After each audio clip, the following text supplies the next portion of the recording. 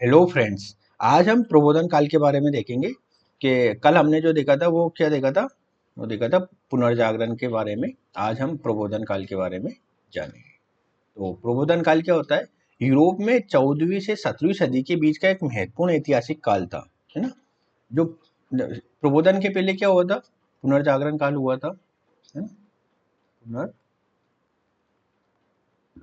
पुनर्जागरण, है ना। इसके बाद प्रबोधन काल हुआ था, है ना, अगर ये देखा जाए तो, है ना। जिसमें कला, साहित्य, विज्ञान और संस्कृति के क्षेत्र में व्यापक परिवर्तन हुए। इस काल का उद्भव इटली में हुआ और बाद में ये पूरे यूरोप में फैल गया। इसे मध्य युग और आधुनिक युग के बीच का संक्रमण काल भी कहा जाता है। तो प्रबोधन काल अपनी परिपक्व अवस्था में 18वीं सदी में आता है। 18वीं सदी में प्रबोधन काल अपनी परिपक्व अवस्था में आ जाता है। अब प्रबोधन काल की प्रमुख विशेषताओं को देखें तो मानववाद, आप देखेंगे कि जो पुनर्जागरण है और प्रबोधन, उनके जो विशेषताएं लगभग लगभग समान होती है, क्योंकि जो एक संक्रमण काल था पुनर्जागरण का, वो आगे आता है तो प्रबोधन काल बन जाता है। इस काल में मानव को केंद्र में रखकर विचार किया गया, मतलब मानव को प्रमुख माना गया। लोग धार्मिक विचारधाराओं से हटकर व्यक्ति की स्वतंत्रता, उसकी क्षमताओं और उसकी जीवन की महत्ता पर जोर देने लगे। मतलब जो धार्मिक रूढ़िवाद की जो प्रचलन था वो कम होने लगा। यह आंदोलन प्राचीन ग्रीक और रोमन सभ्यताओं के अध्ययन और उनकी पुनः खोज से प्रेरित था, है ना। जो ग्रीक और रोमन सभ्यताएं थी, उनके अध्ययन, जो उनका अध्ययन किया बारीकी से और उनके जो आगे जो खोजें हुई उससे प्रेरित था। विज्ञान और तर्क का विकास।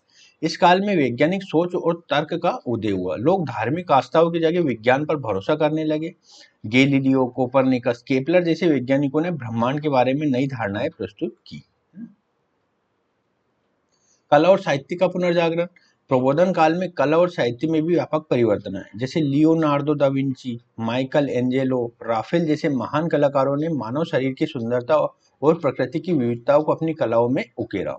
वहीं साहित्य में शेक्सपियर, दांते, चासर चासर जैसे साहित्यकारों ने मानव जीवन में विभिन्न पहलुओं की रचनाएं की। धर्म और समाज सुधार। प्रबोधन काल में धर्म सुधार भी प्रयास हुए। जैसे मार्टिन लूथर ने कैथोलिक चर्च की भ्रष्टाचार और पाखंड के खिलाफ आवाज उठाई, जिससे प्रोटेस्टेंट आंदोलन की शुरुआत हुई। इसने यूरोप के समाज और राजनीति में बड़े बदलाव किए, है ना। जो मार्टिन लूथर किंग थे, इन्हें जो कैथोलिक चर्च का इन्होंने जो भ्रष्टाचार वगैरह इसमें फैला हुआ था, इसका इन्होंने नेतृत्व किया, भ्रष्टाचार को कम करने का प्रयास किया। इसी क्रम में इन्होंने प्रोटेस्टेंट आंदोलन की शुरुआत की। कौन सी? प्रोटेस्टेंट आंदोलन की शुरुआत की मार्टिन लूथर किंग ने। आगे प्रिंटिंग प्रेस का विकास हुआ, है ना, छपाई कला का विकास होता है। जोहान्स गुटेनबर्ग द्वारा छपाई तकनीक का विकास एक महत्वपूर्ण घटना थी, जिसने क्या किया? विचारों का प्रसार तेजी से कर दिया। इससे पुस्तकों की उपलब्धता बढ़ी और ज्ञान का प्रसार तेजी से हुआ। पहले क्या होता था, जब तक छपाई कला का आविष्कार नहीं हुआ था, जो पृष्ठ लोग होते थे, है ना, जो ईसाई धर्म के प्रीस्ट होते थे, वो अपने हिसाब से धर्म ग्रंथों की व्याख्या करते थे, अपने हिसाब से धर्म ग्रंथों की व्याख्या करते थे। परंतु जब प्रिंटिंग प्रेस के आविष्कार से जो धर्म ग्रंथों का सभी, ये धर्म ग्रंथों की छपाई होकर सभी के पास ये पहुंचने लगे, है ना, सभी के पास पहुंचने लगे। इससे क्या हुआ? लोग बागों ने स्वयं इन धर्म ग्रंथों को पढ़ के व्याख्या की, तो ये समझे कि जो पृष्ठ लोग काफी इसमें अंधविश्वास फैलाते हैं, है ना। तो इससे क्या हुआ? तार्किकता को बढ़ावा मिला, है ना, और धर्म का जो अंधविश्वास था उसमें कमी आई, तार्किकता। आर्थिक और व्यापारिक विकास। प्रबोधन काल में व्यापार और आर्थिक गतिविधियों में वृद्धि हुई। उपनिवेशवाद और नई भूमि की खोज ने यूरोपीय अर्थव्यवस्था को समृद्ध बनाया, है ना। नई नई खोजें होने लगी, जिससे क्या हुआ कि अर्थव्यवस्था को बल प्राप्त हुआ। अब प्रबोधक काल के प्रमुख विचारों को देखें तो उसमें आते हैं रूसो, वाल्टेयर, है ना, मोंटेस्क्यू और दाते, है ना। ये पुराने जो मैंने अभी बताए थे, लेकिन प्रमुख हम तीन को देखेंगे। उसमें आएगा रूसो, आएगा जीक जेन रूसो, जो 1712 से 1778 तक इनका काल था, मतलब जीवन काल। ये किस क्षेत्र से थे? दर्शन, राजनीति, समाजशास्त्र, है ना। अगर रूसो को देखोगे तो इन्होंने जो फ्रांस की क्रांति फ्रांस की क्रांति में भी विशेष योगदान दिया है। इनकी प्रमुख कृति क्या क्या थी? The social contract, Emile discourse on original of inequality, ये इनकी प्रमुख कृतियां थी, है ना। इसमें से सोशल कॉन्ट्रैक्ट सबसे प्रसिद्ध है। एमिली भी है, लेकिन सोशल कॉन्ट्रैक्ट सबसे ज्यादा प्रसिद्ध है। इनका अगर योगदान देखा जाए, इन्होंने समाजवाद और लोकतंत्र पर बल प्रदान किया। रूसो ने समाज और सरकार के संबंधों पर गहन चिंतन किया। उनकी पुस्तक द सोशल कॉन्ट्रैक्ट ने उन्होंने इस विचार को प्रस्तुत किया कि सरकार का उद्देश्य जनता की इच्छा का प्रतिनिधित्व करना है, और यदि सरकार इस उद्देश्य को पूरा नहीं करती तो जनता उसे बदलने का अधिकार रखती है ना। ये इन्होंने बोला कि जो सरकार है सरकार है जनता की इच्छा से चलती है। इसे हम कहते हैं सामान्य इच्छा का सिद्धांत, है ना, सामान्य इच्छा का सिद्धांत, इच्छा का सिद्धांत, है ना, थ्योरी ऑफ जनरल विल, ये हम कहते हैं। नेक्स्ट, स्वाभाविक मानव के बारे में बताया। रूसो ने यह भी कहा कि मनुष्य स्वाभाविक रूप से अच्छा है, लेकिन समाज और सभ्यता उसे भ्रष्ट बना देती है। उन्होंने प्राकृतिक जीवन और शिक्षा की स्वतंत्रता पर बल दिया, जो उनकी पुस्तक एमिले में विस्तार से देखा जा सकता है ना। मतलब इन्होंने जो भेदभाव समाप्त करने को कहा, कौन सा? मानव निर्मित भेदभाव, भेदभाव, मानव निर्मित जो भेदभाव है, मानव निर्मित जो भेदभाव है उसे समाप्त करने की बात कही। जैसे रूप रंग के आधार पर, जाति के आधार पर, ऊंच नीच के आधार पर, इसे उन्होंने समाप्त करने की बात कही और कहा कि मानव स्वाभाविक रूप से अच्छा है। नेक्स्ट आता है जन सामान्य की सत्ता। रूसो को मानना था कि सच्ची शक्ति जनता के पास होनी चाहिए और सरकार केवल जनता की इच्छाओं का कार्यान्वयन करने वाली संस्था होनी चाहिए। उनके विचारों ने फ्रांसीसी क्रांति और आधुनिक लोकतांत्रिक सिद्धांतों पर गहरा प्रभाव डाला। जी, जो मैंने बताया था कि इनसे क्या हुआ कि ये फ्रांसीसी क्रांति में इन्होंने काफी प्रेरणा की, क्योंकि जो वहाँ पे तात्कालिक स्थितियां बनी हुई थी फ्रांस में, और इनके विचार से लोगों को जो राज्य में निरंकुशता फैली थी, फ्रांस के राज्य में जो निरंकुशता फैली थी, है ना, राज्य में जो निरंकुशता फैली थी उसको, उसके अंत के लिए लोगों ने प्रयास किया। ठीक है। और रूसो के बारे में अगर और हम देखें तो अगर इनकी जो सामान्य इच्छा की सत्य की अगर विकृत व्याख्या कर दो, है ना, विकृत व्याख्या अर्थात मतलब तानाशाही आ जाए, है ना, रास्ता जो जनता का शासन, उसमें अगर तानाशाही के अगर तत्व आ जाए तो वो एक खतरनाक स्थिति बन सकती है और जनता के अधिकारों को वहां पे सुरक्षा प्राप्त नहीं होगी अगर विकृत व्याख्या कर दी जाए तो। नेक्स्ट आता है वोल्टेयर, है ना। वोल्टेयर, इनका क्षेत्र साहित्य, दर्शन और समाज सुधार से था। इनकी प्रमुख कृति है candid later on English and treatise of tolerance. ठीक है। इनका योगदान क्या क्या था? मौलिक अधिकार और धार्मिक सहिष्णुता। इन्होंने धार्मिक सहिष्णुता पर सबसे ज्यादा बल दिया। वोल्टेयर ने स्वतंत्रता, न्याय और धार्मिक सहिष्णुता के अधिकारों की वकालत की। उन्होंने धार्मिक पाखंड और अंधविश्वासों की कड़ी आलोचना की और चर्च और राज्य के अलगाव की वकालत की। इन्होंने ये कहा कि जो पहले क्या होता था, राज्य के अंदर चर्च की काफी भूमिका होती थी ना, मतलब राज्य पर चर्च का काफी प्रभुत्व होता था। इन्होंने ये कहा कि धर्म को राज्य से अलग किया जाना चाहिए, है ना, क्योंकि इसमें धार्मिक तत्वों का समावेश हो जाना चाहिए। इसलिए धर्म और राज्य दो इकाई होनी चाहिए। धर्म अपना काम करेगा, राज्य अपना कार्य करेगा। इससे क्या होगा कि धार्मिक कट्टरता में कमी आएगी और लोग अपने आप को ज्यादा समृद्ध कर पाएंगे, है ना। इससे क्या होगा, धार्मिक पाखंड, अंधविश्वासों की कड़ी आलोचना करने लगेंगे और चर्च और राज्य के अलगाव की वकालत करने लगे, है ना। तो प्रमुख ये था कि जो धर्म और राज्य को इन्होंने अलग अलग करने की बात कही। व्यक्तिगत स्वतंत्रता पर इन्होंने बल दिया। वोल्टेयर के विचारों से अभिव्यक्ति और प्रेस की स्वतंत्रता की महत्ता पर जोर दिया। उनका मानना था कि हर व्यक्ति को अपने विचारों को व्यक्त करने का अधिकार होना चाहिए और किसी भी प्रकार की सेंसरशिप समाज के विकास को रोकती है ना। इन्होंने व्यक्तिगत स्वतंत्रता पर भी बल प्रदान किया। व्यंग्यात्मक लेखन लिखा इन्होंने। वोल्टेयर ने अपने व्यंग्यात्मक लेखन के माध्यम से समाज में फैली असमानताओं, अन्याय और धार्मिक कट्टरता पर प्रहार किया। उनकी कृति कैंडिड में इस व्यंग्य की झलक मिलती है, जहां उन्होंने समाज की समस्याओं को कटाक्ष के माध्यम से उजागर किया। तो ये नेक्स्ट आता है मोंटेस्क्यू, है ना। मोंटेस्क्यू राजनीति, दर्शन और समाजशास्त्र से संबंधित थे। इन्होंने द स्पिरिट ऑफ लॉज और पार्शियल लेटर्स नामक किताबें लिखी। स्पिरिट ऑफ लॉज में इन्होंने जो विधायिका, कार्यपालिका मतलब शक्तियों के पृथक्करण, है ना, शक्तियों के पृथक्करण की बात कही, है ना, शक्तियों के पृथक्करण की बात कही। स्पिरिट ऑफ द लॉस, है ना, कभी कभी ये पूछ लिया जाता है कि स्पिरिट ऑफ द लॉ किसकी कृति है, तो मोंटेस्क्यू की है ना। शक्ति का विभाजन, मोंटेस्क्यू का सबसे महत्वपूर्ण योगदान शक्तियों के विभाजन का सिद्धांत है। उन्होंने सरकार की शक्तियों की 3 शाखाओं, कौन कौन सी शाखा, विधायिका, कार्यपालिका और न्यायपालिका के मध्य स्पष्ट विभाजन होना चाहिए। स्पष्ट विभाजन बोला कि किसी को किसी के कार्य क्षेत्र में दखल करने का अधिकार नहीं होना चाहिए, जब भी व्यक्ति की स्वतंत्रता अधिकतम सुनिश्चित हो पाएगी। उनका मानना था कि सत्ता का विभाजन तानाशाही को रोकने और नागरिक स्वतंत्रता को सुनिश्चित करने का तरीका है ना। तानाशाही को अगर रोकना है तो शक्तियों का विभाजन होना ही चाहिए। ऐसा नहीं कि आप कार्यपालिका या कार्यपालिका न्यायपालिका में दखल दे रही है, न्याय के मामलों में दखल दे रही है। इससे क्या होगा कि भ्रष्टाचार में वृद्धि होगी और लोगों की स्वतंत्रता बाधित होगी। नेक्स्ट, राजनीतिक स्वतंत्रता के बारे में बताया। मोंटेस्क्यू ने कहा कि राजनीतिक स्वतंत्रता केवल तब संभव है जब सरकार की विभिन्न शाखाएं एक दूसरे से स्वतंत्र हो और एक दूसरे की शक्ति को संतुलित करें। ये विचार आधुनिक लोकतांत्रिक व्यवस्थाओं का आधार बना। विविधता का सम्मान, मोंटेस्क्यू ने विभिन्न समाजों और उनकी संस्कृति, कानून और शासन प्रणालियों का अध्ययन किया। उनका मानना था कि कानून और संस्थाएं समाज की प्रकृति और आवश्यकता के अनुसार होनी चाहिए, न कि केवल आदर्श पर आधारित, है ना। तो ये भी उन्होंने कहा। तो इन तीनों विचारों को, जो तीनों थे, रूसो, वोल्टेयर और मोंटेस्क्यू, जो ये मोंटेस्क्यू थे, इसका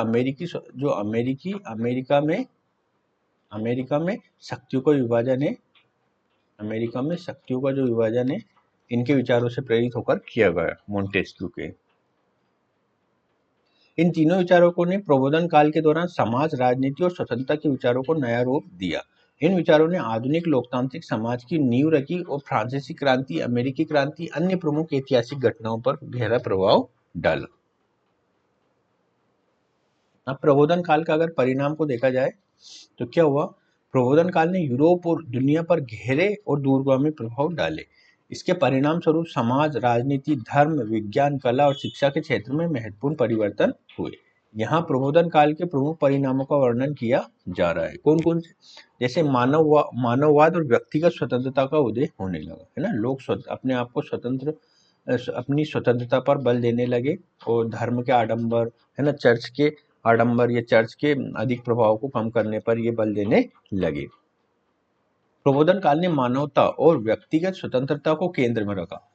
इससे मानव जीवन की महत्ता को नई पहचान मिली और व्यक्तिगत स्वतंत्रता, आत्म अभिव्यक्ति और स्वाधीनता के विचारों का विकास हुआ। लोग धार्मिक और सामाजिक नियम से हटकर अपनी जीवन शैली और विचारधाराओं को चुनने लगे। धार्मिक सुधार आंदोलन, रिफॉर्मेशन को अगर देखें तो प्रबोधन काल के दौरान चर्च की शक्तियों और उसके भ्रष्टाचार के खिलाफ उठी। चर्च की शक्ति और उसके अंतर्गत जो भ्रष्टाचार चल रहा था उसमें आवाजें उठने लगी, जिससे धार्मिक सुधार आंदोलन की शुरुआत हुई। धार्मिक सुधार आंदोलन के जनेता देखो कौन थे, Martin Luther king.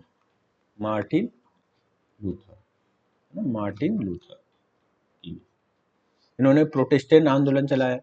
Martin Luther, John Calvin, अन्य धार्मिक सुधारकों ने कैथोलिक चर्च की प्रथाओं की आलोचना की, जिनके परिणाम स्वरूप प्रोटेस्टेंटिज्म का उदय हुआ। इसने यूरोप में धार्मिक सहिष्णुता, विभिन्न धार्मिक समूहों की स्वतंत्रता को बढ़ावा दिया। विज्ञान और तर्क का विकास इस काल में वैज्ञानिक दृष्टिकोण और तर्क संगत विचारधाराओं को बढ़ावा मिला। लोगों ने धार्मिक आस्थाओं और अंधविश्वासों की जगह विज्ञान और तर्क पर विश्वास करना शुरू किया। कोपरनिकस, गैलीलियो और न्यूटन जैसे वैज्ञानिकों ने ब्रह्मांड, गति और प्रकृति के नियमों पर आधारित नए सिद्धांत प्रस्तुत किए। इन खोजों ने वैज्ञानिक क्रांति की नींव रखी। कौन सी, साइंटिफिक रिवॉल्यूशन की नींव इन्होंने रखी।